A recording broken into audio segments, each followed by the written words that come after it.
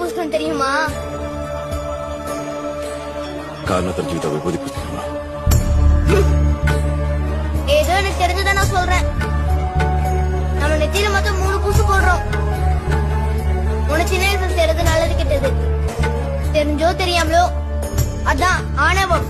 நீ நல்லது பண்ணிருந்தா நல்லது, கெட்டது பண்ணிருந்தா கெட்டது.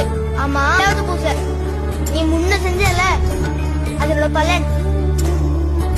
கெட்டது பண்ணிருந்தா கெட்டது, நல்லது பண்ணிருந்தா நல்லது, அதான் கர்மா. ஆமா, 3வது இது எல்லாத்தையும் நம்ம உணர்றது. இது எல்லாத்தையும் நம்ம அனுபவிச்சதுக்கு அப்புறம் ஒரு ஓய்வு வரும். சுத்தி பார்த்தா எதுவும் நம்ம கூட இருக்காது. அப்பதான் புரியும் இதெல்லாம் மாயைன்னு. நல்லதோ கெட்டதோ இங்க உனக்கு புரிஞ்சிடும். நீ எதுவுமே இல்லைன்னு, எல்லாமே மாயை.